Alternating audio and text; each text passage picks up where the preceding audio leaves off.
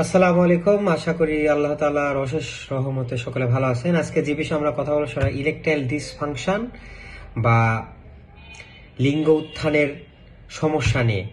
এটা সরাসরি জড়িত আমাদের ঘুমের সাথে, যা আমরা অনেকেই জানি না। কারণ এই যে আমার ঘুমের সাথে আমাদের মেল সেক্স হরমোন, যে ছেলেদের যে সেক্স হরমোন টেস্টোস্টেরনের সাথে সম্পর্কিত। আমাদের যে টেস্টোস্টেরন, যে আমাদের যে মেল সেক্স হরমোন, এটা আমাদের উৎপন্ন হয় রাত 1টা থেকে 3টার মধ্যে, এবং আমাদের শরীরে রক্তেতে আসে সকাল 6টা থেকে 9টার মধ্যে। ঠিক আছে।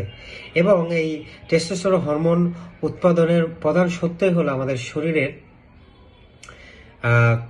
গভীর ঘুম এবং আমাদের শরীরের কম তাপমাত্রা থাকা।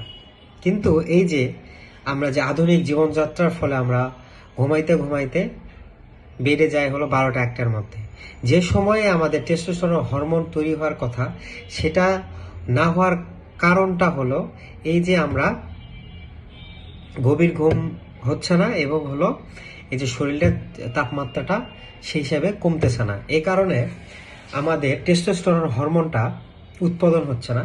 এতে করে সকালে যে পরিমাণ আমাদের টেস্টোস্টেরন হরমোন বডিতে নিঃসরণ বের হওয়ার কথা সেরকম আমরা পাচ্ছি না। এতে করে আমাদের শরীরে যে টেস্টোস্টেরনের পরিমাণটা কমতেছে বা ইস্ট্রোজেন লেভেলটা বাড়তেছে। এতে করে ইমব্যালেন্সটা হচ্ছে বডিতে টেস্টোস্টেরন ইস্ট্রোজেন, এই ইমব্যালেন্স হওয়ার পরে আমাদের এই যে ইরেকটাইল ডিসফাংশন হওয়ার চান্সটা খুবই খুবই বাড়ে। এতে করে গবেষণায় দেখা যায় যারা দেরিতে ঘুমায় তাদের ইরেকটাইল ডিসফাংশন চান্সটা অনেক বেশি হয়।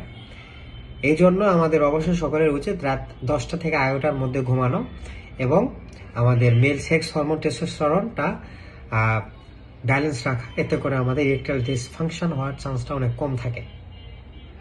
তাহলে কি বোঝা যাচ্ছে, আমাদের ঘুমটা খুবই খুবই প্রায়োরিটি এখানে টেস্টোস্টেরন হরমোনটা উৎপাদনের জন্য। আশা করি আপনারা সকলে বুঝতে পারছেন। ভালো থাকবেন, সুস্থ থাকবেন এবং সকলকে ভালো রাখার চেষ্টা করবেন। আসসালামু আলাইকুম।